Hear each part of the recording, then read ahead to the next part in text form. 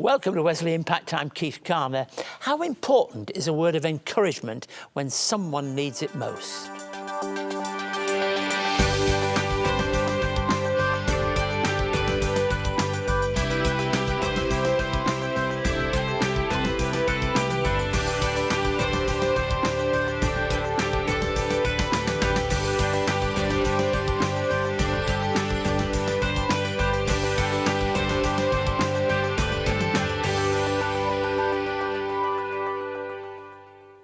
Thank you for making us part of your day. I'm looking forward to spending some time with you again as we continue this short series of 3 episodes during Mental Health Month.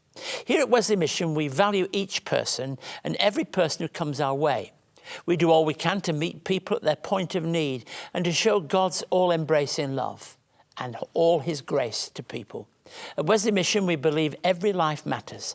Every life matters to God, and so every life matters to us. When working with people who, for whatever reason, find themselves facing tough times, we often find a cup of tea and a willingness to talk helps a great deal for people to share their stories. We know all too well the difference an encouraging voice can make in the lives of all people. Today, I'd like to take the powerful positive impact an encouraging voice can make to particular circumstances. My guest today is Nikki Jeffrey, who's a writer who's encouraged from an early age to use her skills to tell stories. As her career developed, she found her voice in encouraging other people in their Christian faith. In recent years, Nikki lost a sister to suicide, and in keeping with her love of encouraging others, she's produced a short documentary and is writing a book which offers hope to people bereaved by suicide. I'm looking forward to speaking with Nikki a little later on. Deb Ezzy-Walton will be joined by Craig Gower and David Holmes to sing an acoustic version of In the Garden. And I'll share some thoughts on another word on the Christian journey in Christian vocabulary, and hope in doing so that it'll provide us with strength to live our lives. Today I'll be talking about a word which paints an immediate picture in so many minds. That's the word suffering. But first, last week we were celebrating the importance of our Life Force service with a Life Force Memorial Service held in Newcastle. That's one of a number of services that we hold around Australia to stand with and support people who've lost a loved one too soon. Let's take a look at the most recent Life Force Memorial Service in Sydney. You're broken down and tired of living life on a merry-go-round. For 14 years, I've been part of and helped to conduct this service from the Sydney Opera House. And over those years, I've built bridges into some of your lives. I've seen some of you many times. There are some here that I haven't met before. Because this story of suicide is a very real, deep, profound, and personal story that is an ongoing story which has its pain. Today we brought the community together at the Sydney Opera House for Wesley Mission's annual Suicide Memorial Service. So it's a day when we promote to the community to come together and to share their grief, but also to find hope. We live in a community, and so often in community we celebrate births and other themes, but when it comes to suicide, no one knows what to say. So around suicide, people grieve alone. And what today does is it gives permission to people to grieve together, gives permission to come with their friends and their family, to remember those who they've lost, but also to look to the future with hope. It's humbling and exciting to be here today to honour my brother, Ben, and also a cousin, Dale, that actually passed away nearly 30 years ago from suicide. It was incredibly empowering to be able to share my story. I realised as I prepared, and then it's dawning on me more and more, that I did this more for me than really anyone else. I tried to pack so much help for other people into the original iterations of my speech, and then I started realising, what am I doing? You know, like I actually want to get something out of this.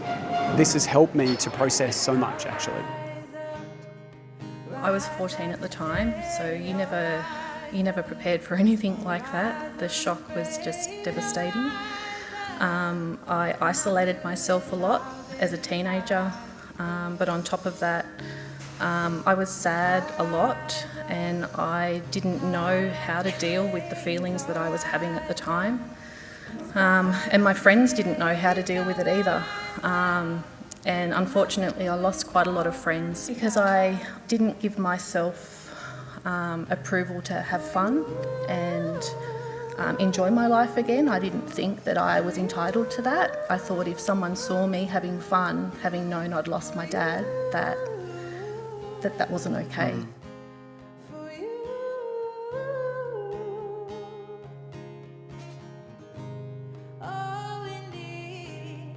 What I understand in the gospel of Jesus Christ is he's with us in whatever circumstance we find ourselves.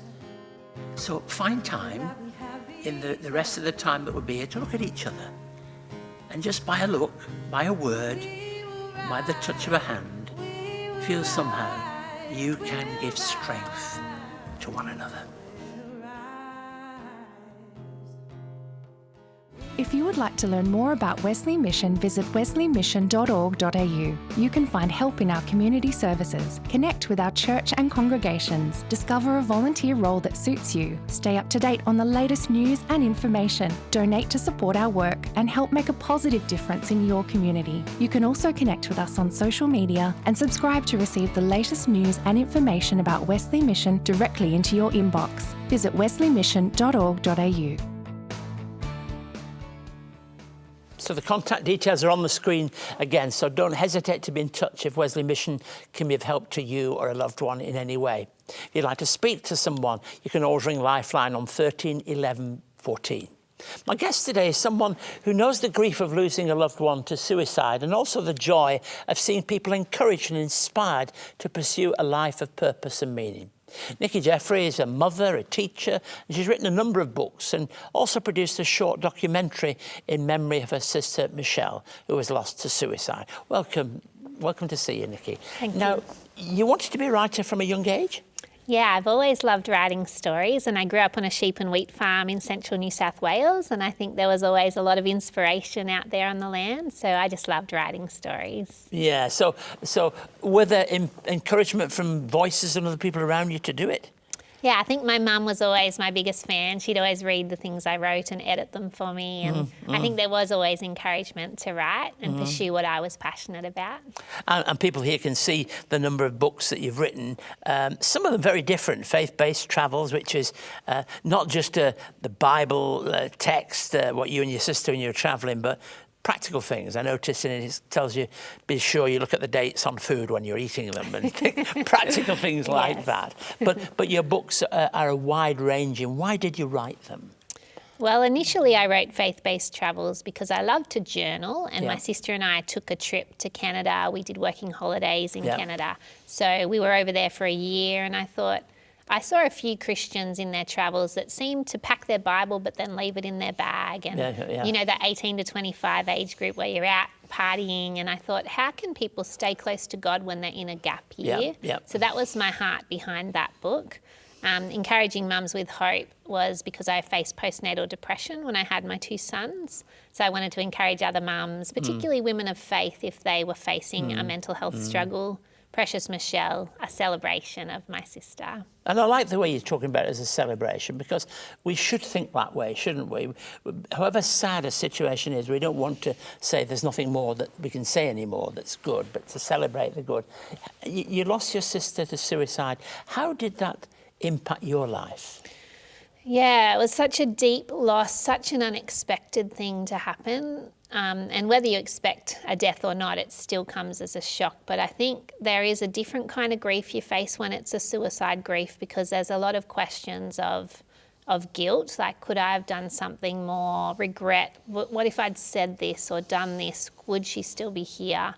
And the fact that she supported me in my own journey when I had postnatal depression, I really wanted to support her when she was struggling, and I just didn't get that opportunity. It was taken from me too soon. So yeah, it was just so unexpected. And you produced a short film called Precious Michelle. Let's take a look at that, and then we'll come back and have a conversation a little bit more together. This is where Michelle and I would often catch up. There were times that I knew that she was under stress of some sort because she had a short amount of time to meet up.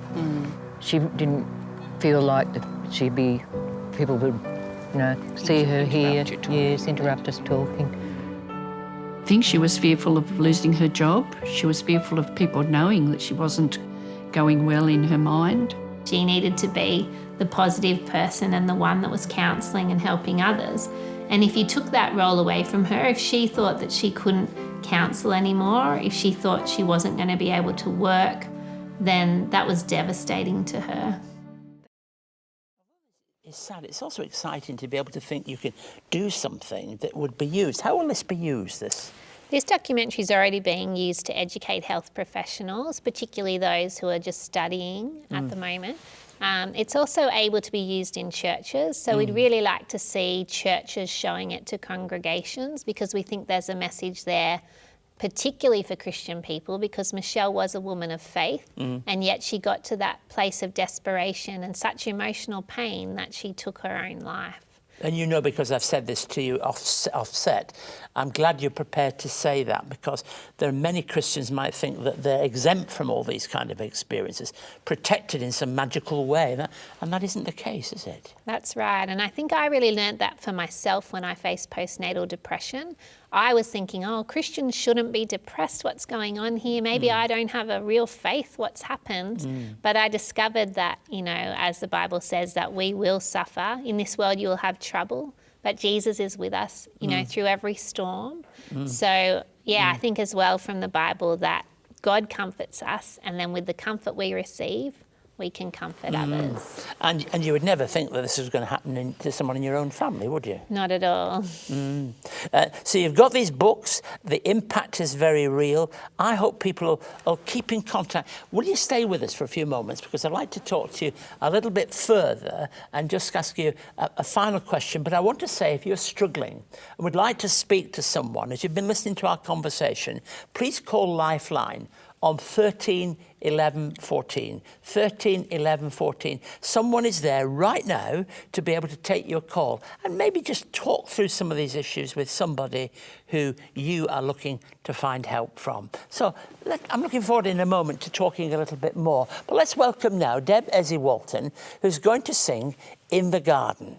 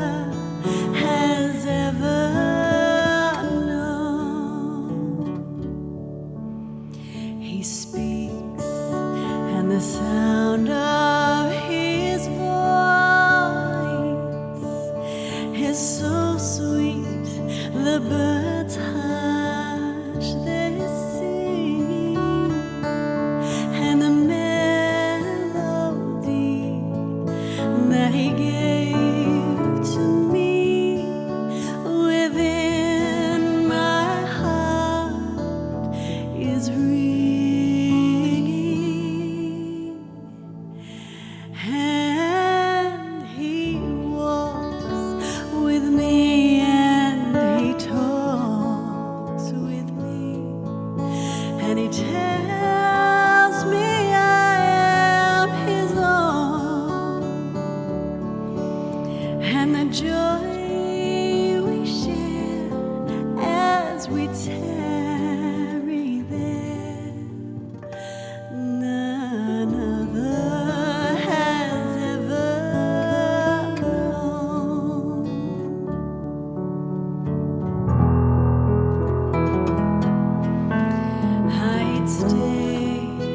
in the garden with him. Oh, the night around me be falling, but he bids me go through the voice of woe. His voice to me is calling,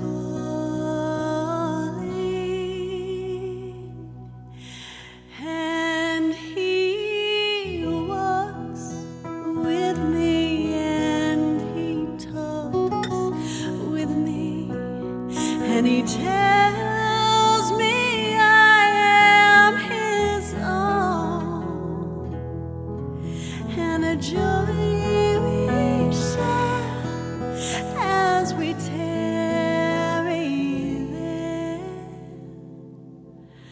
None other has ever known, and a joy we share as we tarry there. None other has ever known.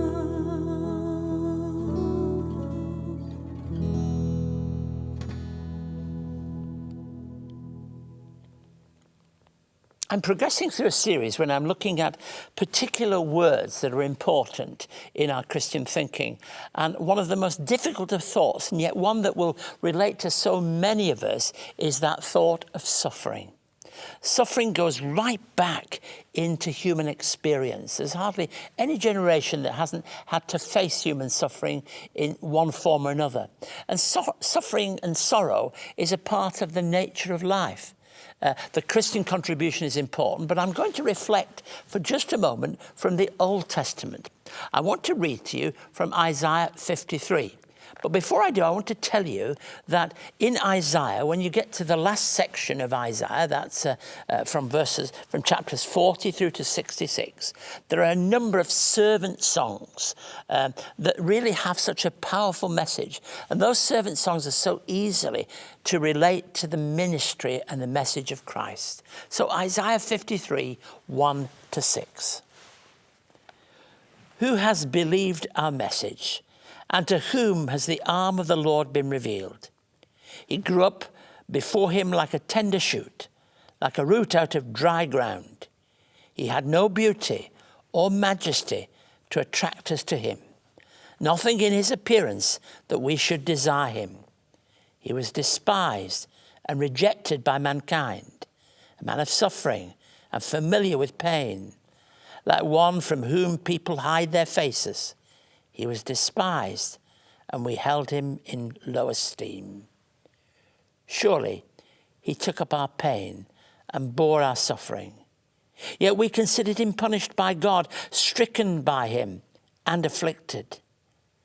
But he was pierced for our transgressions. He was crushed for our iniquities. And the punishment that brought us peace was on him. And by his wounds we are healed. We all, like sheep, have gone astray. Each of us has turned to our own way, and the Lord has laid on him the iniquity of us all. I hold that thought about suffering in my mind. Suffering has been part of my working with people for over 40 years. In ministry, there's never been a time when I haven't felt that somewhere there is somebody within the orbit of my ministry that is in somehow suffering. Different forms of suffering, different kinds of suffering, the reality of physical pain, but the reality much more of emotional, deep pain. A part of our own Christian pilgrimage as Christian leaders can be marked out in some way by this truth about suffering.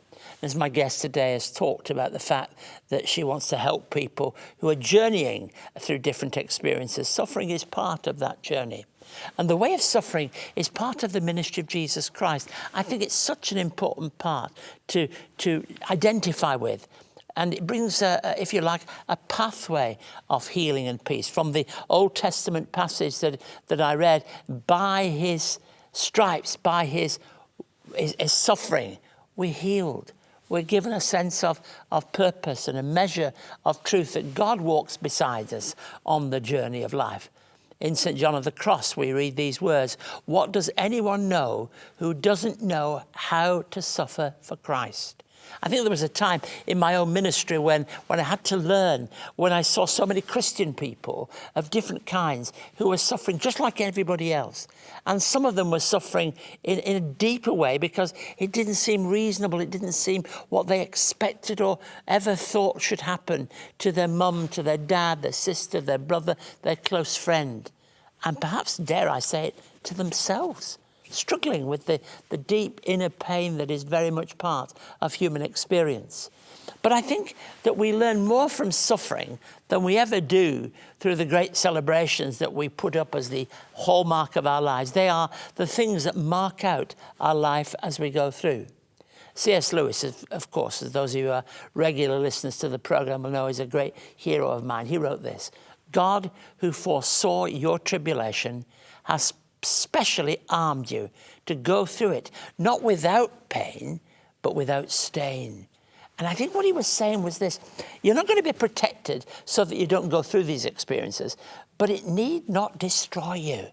It need not make it so that you can't look to the future with confidence and with hope, despite what has happened to you. Sometimes they've been the very building bricks of people's lives, the very things that have enabled them. When I look back through Christian stories and history, so many people's stories have been marked out by the difficult things that have happened to them. But somehow God, in his grace, has taken hold of those things and has enabled them to become the building bricks for the future, the things upon which our lives are based. And when you think of the cross and the way in which Jesus Christ died for us, we recognize in his sufferings that we too can find healing and purpose. We can find peace in every sense of the word once we give ourselves to his cause. If you would like to contact Keith and find out more about today's program, write to us at Wesley Mission, Post Office Box A 5555, Sydney South 1235, or you can send us an email to impacttv@wesleymission.org.au. On our website, you can catch up on past episodes of Wesley Impact, find out more about our work, read online magazines and articles, and connect with us on social media. You can also connect through Keith's blog and stay up to date on all the latest news and information from Wesley Mission, wesleymission.org.au. I hope you've understood why, and I hope you've found it helpful, why we've concentrated over these past 3 weeks looking at mental health from various perspectives, and helpful in terms of your own Christian journey in Jesus Christ. My guest today is Nikki Jeffrey. Nikki, it's been good to have you here. I'd like to just push one more question back to you, because I think it's something that I'm bound to ask and people are bound to consider. And I think it's in that particular place. Is it something that you ever thought could happen to you? I didn't think it could happen to me, no. And I think it's just those times that you have to really trust God, even though it's challenging. And did you feel somehow you were equipped in the middle of it all to be able to deal with it in yourself and in the way you walked with your sister? I didn't really feel that equipped, but since losing my sister, I went and did Wesley suicide prevention training, one of those one-day courses, and I think that helped me learn some skills for the kinds of questions I could have asked or could ask in the future for people. So a final question, what advice would you give to someone who is asking that question about how this is happening to them? What would you say to them? I believe that we have to go through a journey, and this will pass, but it's just hanging in there while it's happening, and even just getting the right training to help you be able to help someone else. So doing a course, even doing mental health first aid, I think those courses are very valuable. Yeah. Look, I'm glad you've said that, because I think it's important for people at home to know that there are ways in which you can find strength and help and resources. And if you'd like to find out more of our work through the LifeWorks Network, don't be afraid to look on our website and find details there. Contact details are on the screen now. I look forward to seeing you again at the same time next week on Wesley Impact. Until then, I hope you've enjoyed today's programme and it's given you strength to be able to face tomorrow. Thank you, Nikki, for sharing with us on the programme. Let's see you at the same time next week as you join us here on Wesley Impact. May God bless you.